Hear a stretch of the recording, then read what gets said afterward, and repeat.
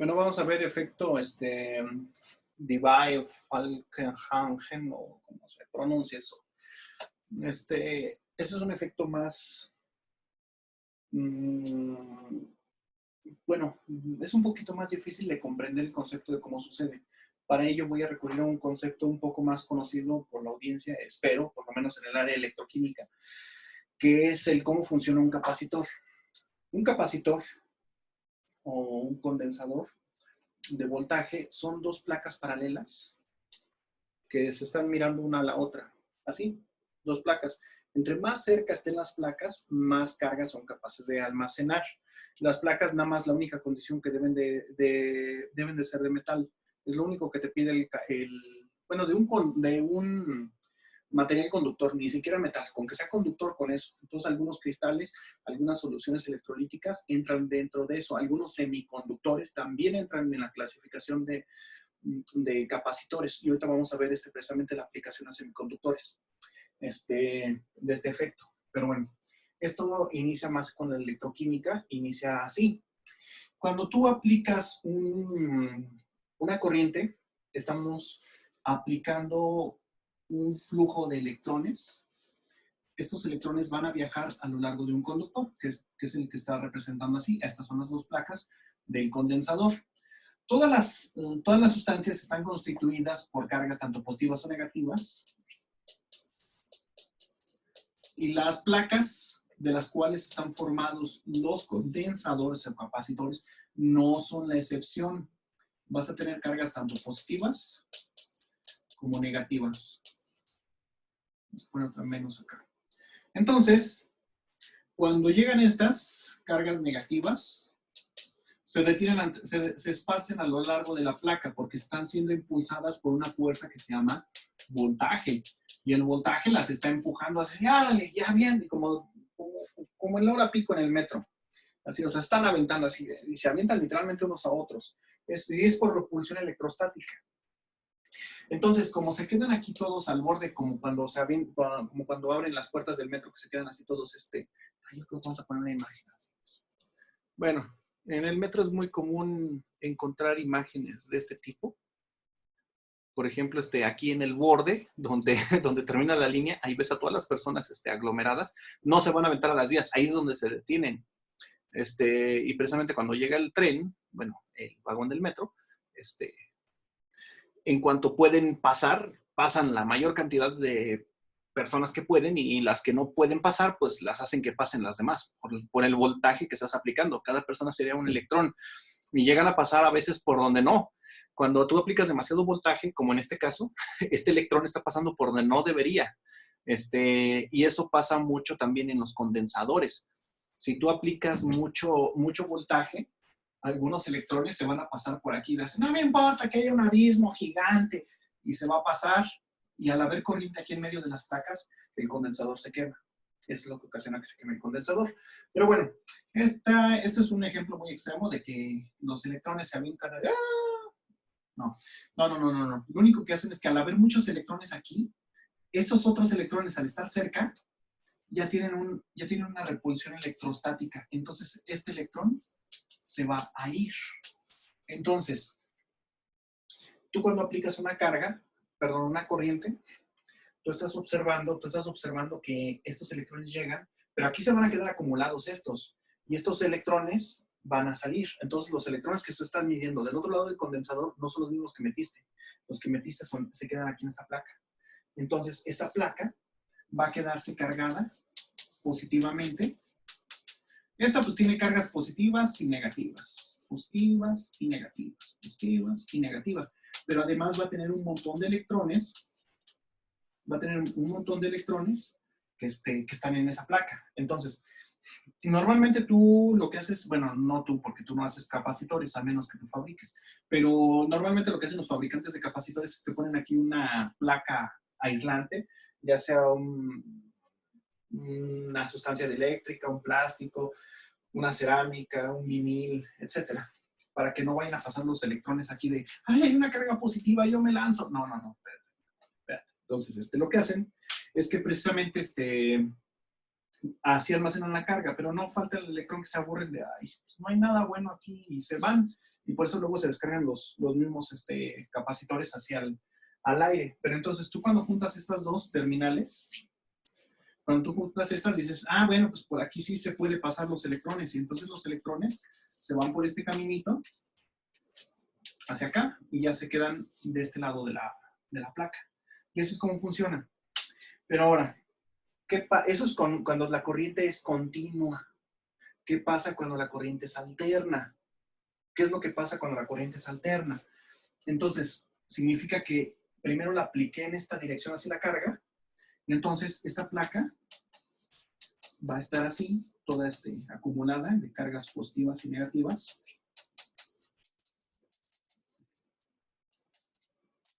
Y esta únicamente va a tener cargas positivas. Y entonces, al invertir el flujo de la corriente, primero estaban llegando por aquí los electrones, pero ahora ya no. Ahora van a llegar del otro lado. ¿Qué pasa cuando lleguen de este lado los electrones? Los electrones. Al llegar del otro lado los electrones, entonces estos se van a ir acomodando aquí. Y conforme se van a ir acomodando, entonces estos van a empezar a repeler. Van a empezar a repeler a los otros electrones, los cuales se van, y al final el estado va a ser exactamente el contrario. Esta placa va a quedar con cargas positivas y la otra va a quedar cargada negativamente.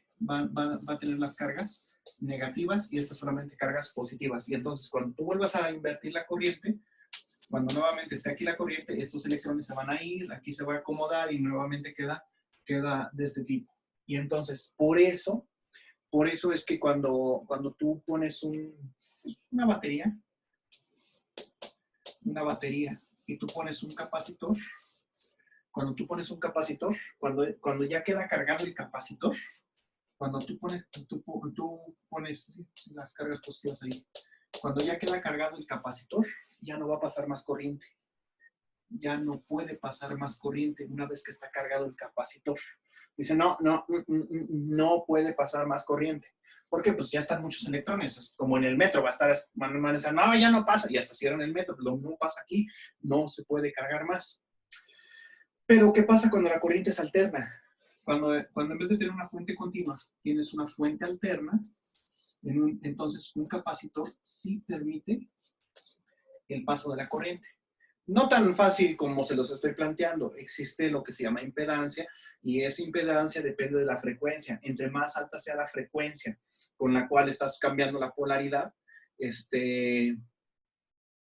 el capacitor actúa más, pues menos como una resistencia, porque da más tiempo a que los electrones se muevan libremente. Pero si ya se están estancando los electrones, si tú la frecuencia la cambias muy lentamente, se alcanzan a estancar los electrones, y entonces dicen, no, ya no pasa. Y en esos microsegundos que se estancan los electrones, actúa como una resistencia. Y aquí no. Cuando es una fuente la frecuencia es muy alta, pueden fluir libremente los electrones, no se estancan, y entonces la resistencia es menor.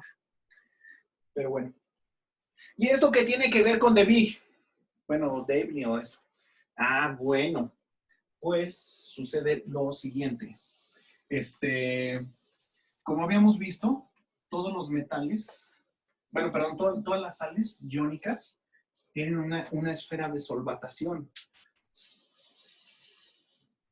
Pues, por ejemplo, si yo tengo un sodio, este sodio va a estar cargando con sus esferas de solvatación así.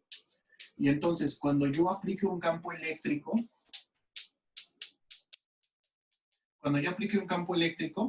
pues sí, si uno es positivo, el otro es negativo. Entonces el sodio va a migrar para acá. Pero resulta que esta molécula de agua es prácticamente neutra. No tiene por qué migrar. Entonces, en cuanto se deshaga de su esfera de solvatación, por ejemplo, voy a dibujar otro sodio que ya se logró deshacer de su esfera de solvatación. Esto está así, y entonces deja la esfera de solvatación atrás. Y entonces las otras moléculas quedan como que orientadas así. Bueno, o sea, abre un caminito, y si va pasando otro sodio por acá atrás, que vaya pasando, que le vaya haciendo segunda, basta con que empuje nada más a estas otras dos para que salga. Pero si van migrando muy lentamente, no va a faltar la molécula de agua que se le ponga en medio y dicen, no, tú no pasas, no vas a pasar. Se pone ruda. Entonces, esto funciona casi, casi como si fuera el capacitor a corriente continua. Pero ¿qué pasa? ¿Qué pasa si inviertes la corriente alternativamente? Entonces, si tú inviertes la corriente, la obligas a las moléculas de agua, más bien, evitas que las moléculas de agua se puedan reorientar. Entonces, las esferas solvatas se forman caminos un poquito más establecidos para que puedan pasar los sodios, en este caso, que es lo que estamos viendo, para que puedan pasar los sodios alternativamente. Y precisamente una molécula de agua que se llegue a infiltrar en medio del camino es más fácilmente removida que en este caso, porque en este caso sí porque en este caso, bueno, perdón, en este caso el sodio casi no alcanza a migrar, nada más alcanza a vibrar. Entonces está vibrando la molécula. Y algo que precisamente valió el premio Nobel a quien lo descubrió, de que si la comunicación de las neuronas era eléctrica o química, fue precisamente ver este efecto, que para que haya un flujo de corriente no necesitas estar moviendo electrones, necesitas simplemente mover moléculas que tengan pérdidas de electrones o ganancias de electrones. Entonces, en este caso, si se está moviendo el sodio tantitito, es una corriente. Y eso, bueno, la demostración de ese efecto le valió el premio Nobel. Bueno, precisamente Les faltó. ¿Eh? Sí, bueno, el que descubrió precisamente que la comunicación era neuroquímica era Otto Levy, y fue el que, bueno, le dieron un premio Nobel por ello. Y bueno, esto tiene varias aplicaciones en el área eléctrica, no solamente electroquímica, sino completamente eléctrica. Por ejemplo, para el diseño de semiconductores. Hay un aparato súper mega conocido por los biomédicos. No es aparato, bueno, sí es aparato. Bueno, dispositivo, lo dejamos en dispositivo, para no entrar en detalles. Un diodo, para no estar echando tanto crema a los tacos. ¿Cómo funciona un diodo? Un diodo. Pues es un semiconductor que van a llegar aquí los electrones. Van a llegar aquí los electrones. Y entonces, el diodo es un semiconductor que tiene dos tipos de cristales. Uno con deficiencias de electrones. Cuando tiene deficiencias de electrones, se dice que tiene cargas positivas. Y uno con exceso de electrones. Y si tiene exceso de electrones, se dice que tiene cargas negativas.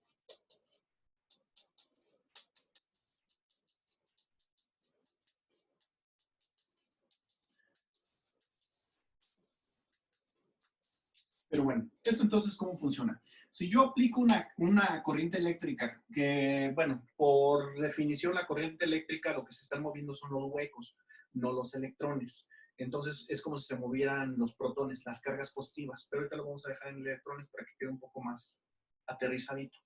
Entonces, si yo aplico unos electrones y llegan a donde hay cargas positivas, estas los van a repeler y les dicen no pasan. Entonces, el diodo no permite el paso de la corriente en esta dirección. Pero, ¿qué pasa si la corriente llega en esta? Entonces, los electrones van a ser muy bien recibidos por los protones, muy bien recibidos. Sí, perdón, por las cargas positivas. Sí, vénganse para acá, vamos a pachanguear. Y ya después, precisamente como aquí hay un electrón, va a hacer que este otro se desplace, generando una carga positiva, y entonces ya se puede brincar para acá. Y entonces, aquí sí se van a dar el desplazamiento a los huecos. Entonces, un diodo en esta dirección presenta una resistencia muy alta. Presenta una resistencia. Ustedes saben que si aplicas un voltaje muy alto, también quemas un diodo. Pero también aquí, ¿cómo se llama? Aquí no. Aquí prácticamente se comporta como un conductor. Precisamente un semiconductor es una sustancia que conduce la electricidad, pero tiene una resistencia alta. Entonces, precisamente los semiconductores, al estar, que son principalmente sales de germanio, de bismuto, metales como osmio, con nitrógeno, fósforo, así. Entonces, presentan una resistencia alta, pero al estar orientados en cierta manera, no lo presentan. Pero aquí viene otro.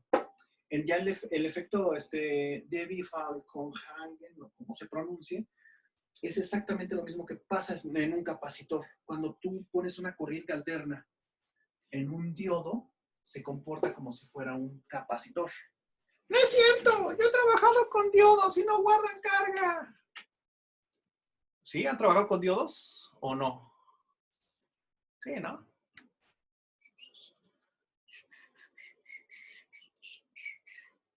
Esto es esta. Bueno, ya saben que esto es una datasheet. ¿Cómo se pronuncia? Datasheet, sí, datasheet. Esto es de un diodo, nada más escogí por azar, no es porque le tenga cariño o aberración ni nada. Vienen los datos técnicos de este diodo, cómo se comporta ante ciertas temperaturas, la corriente, etc. Pero viene algo muy importante aquí. Aquí es la frecuencia del voltaje, bueno, perdón, sí, la frecuencia que sería en hertz aquí, del voltaje, contra la capacitancia que va a tener el diodo bueno, también es una capacitancia muy baja, en picofaradios, pero vaya, presenta una capacitancia. Ah, no es cierto, perdón, aquí la frecuencia es de 1 megahertz. Sorry, es de 1 megahertz. Entonces aquí esto es 1 megahertz, 10 megahertz, 100 megahertz. Entonces, aquí vemos que los diodos presentan un efecto capacitivo, o sea, guardan la carga. Y es exactamente el mismo comportamiento que tiene un capacitor, porque son placas, en el capacitor son placas cargadas, aquí son cristales cargados, pero es exactamente lo mismo. Ajá.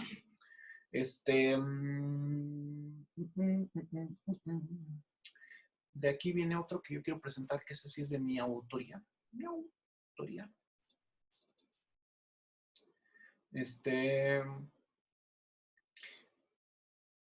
No, lo tengo que explicar en el pizarrón. Antes de presentarlo hay que explicarlo un poquito en el pizarrón. Bueno, este efecto combinado, ya cuando aplica a soluciones electrolíticas, de que un sodio puede moverse en cierta dirección y presenta menos resistencia, ya es el efecto combinado de ambos autores. Ustedes han visto, o bueno, se supone que ya a estas alturas del curso han estudiado matemáticamente lo que pasa cuando tienes dos inductores. Ya cuando tienes dos inductores estás formando un transformador. Un inductor. Este inductor se va a comer el voltaje. No le gusta que le cambien la carga, no le gusta que le cambien la dirección de la carga de la corriente eléctrica. La corriente eléctrica la vas a estar cambiando, porque si nada más es corriente directa, pues no olvídalo, no pasa. Esto no sirve para nada, es un alambre. Pero si le estás cambiando la carga, perdón, la corriente, le estás cargando de polaridad a la corriente, entonces esto se comporta como si fuera una resistencia y se come el voltaje. Y la razón de cambio de cómo se va a comer el voltaje es la razón de cambio de la intensidad.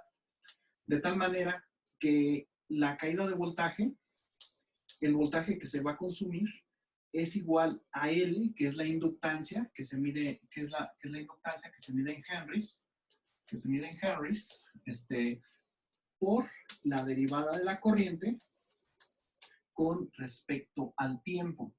Y aquí va otra. Si tú pones entonces dos inductores de esta manera, este inductor se va a comer el voltaje, pero al ver el cambio en la polaridad, va a producir corriente. Entonces, lo que consume, lo produce. Reacciona. Es el efecto Faraday. Pero en teoría, como lo han visto aquí, a más alta frecuencia, porque pues, al fin y al cabo, esto sería, por ejemplo, si estás variando la corriente sinusoidalmente de más a menos, entonces el consumo de voltaje va a ser igual a la intensidad, perdón, a la inductancia por la corriente, por el seno del ángulo con el cual se esté variando, por el tiempo, ¿no? No estás consumiendo ahí con respecto al tiempo, o la frecuencia, si lo quieren ver así, simplemente como frecuencia, como lo estés variando, ¿no? Pero bueno, entonces, entre más frecuencia, Entre más frecuencia significa que entonces más voltaje se va a consumir y más voltaje va a producir pero no es así, sino que en todos los niveles, también en las soluciones electrolíticas, al aumentar la frecuencia llega un momento en que la solución se satura. Los iones ya no pueden migrar más rápido, no pueden vibrar más rápido. Y eso pasa entre más grandes el ion. Entonces los iones más grandes como el potasio, como el cesio, se saturan más rápido la solución, o más bien dicho, llega un momento en el que al aumentar la frecuencia ya no conducen tan eficientemente como un ion pequeño como el litio o el sodio. Este efecto tiene exactamente una aplicación para transformadores. Vamos a volver al Excel. En este Excel, aquí, bueno, vamos a aumentarle. Aquí puse un transformador a distintas frecuencias. Esta es la frecuencia en Hertz. Y rectificaba del otro lado del transformador el voltaje, ya para eliminar picos y todo, ahí le puse unos capacitores para que quedara bonito. Y entonces vamos a ver cómo se comportó esto. De hecho, precisamente vemos que a 1000 Hz el transformador así como que no producía suficiente voltaje como para ser detectado eficientemente. ¿Qué? Gráficos. Vean esto. Entonces, sí creo que está fuera de lugar, porque sí disminuye drásticamente. Entonces vemos que al aumentar la frecuencia sí aumenta el voltaje que se está produciendo, lo que nos dice la teoría de la inductancia. Pero al seguir aumentando el voltaje, llega un momento en el que se satura el inductor. O sea, no va a producir infinitamente más voltaje al aumentar la frecuencia. Llega un momento en el que se satura. Y esa saturación es exponencial.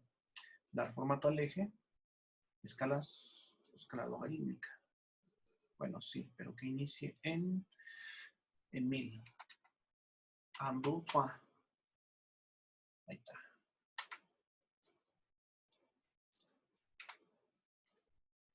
Aquí vemos que es casi lineal, cómo va aumentando, que es lo que tú estás esperando, que aumente casi linealmente el voltaje que se produce con respecto a la frecuencia. Y vemos que llega un momento en el que no va a aumentar linealmente. Y ya después se desensibiliza y pasa lo mismo. Y lo hice con varios, y bueno, y eso independientemente con el tipo de transformador. Aquí trabajé con varios tipos de transformadores. Casi todos tienen una frecuencia más o menos igual de respuesta. Un toroide, un enrollado de cobre, pero sin núcleo de hierro. Uno con las terminales E de hierro. Uno con limadura de hierro y así. Y es lo que se observa, que realmente al aumentar la frecuencia exponencialmente, aumenta casi linealmente el voltaje que se produce. Llega un momento en el que ya se está saturando, pero curiosamente obtienes un pico y ya después se desensibiliza y se va a cero prácticamente. Llega un momento en el que ya no hay respuesta. Este comportamiento me encanta porque es súper aplicable tanto para electrolitos, para transformadores, para semiconductores y curiosamente también para biomoléculas.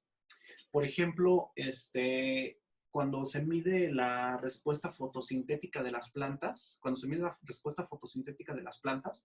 al aumentar la frecuencia de la luz, o sea, estás poniendo luz estroboscópica que prende y apaga.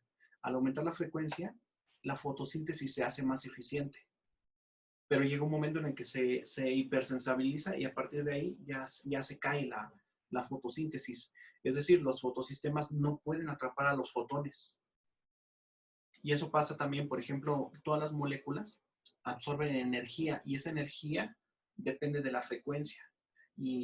O a la frecuencia electromagnética, estamos hablando de ondas electromagnéticas y no necesitan ser de muy alta frecuencia, no necesitamos hablar de rayos gamma ni nada, sino simplemente, por ejemplo, en las torres de alto voltaje, las frecuencias que se llegan a manejar para hacer el switch pueden ocasionar ionización de las moléculas de agua y sales y agua en el cuerpo. y esto ocasiona pequeñas corrientes eléctricas dentro del cuerpo. Esas microcorrientes eléctricas ionizan moléculas, las desestabilizan y forman radicales libres. Por eso el vivir cerca de una torre eléctrica representa un riesgo de desarrollo de cáncer, porque se están ionizando las moléculas de agua por el alto voltaje al hacer el switch, porque las moléculas también responden a este efecto. Pues desgraciadamente casi no hay estudios al respecto para toda la gran gama de cosas que pueden presentar. Aquí están las distintas, les digo, los distintos núcleos que trabajé, los distintos transformadores a las distintas frecuencias.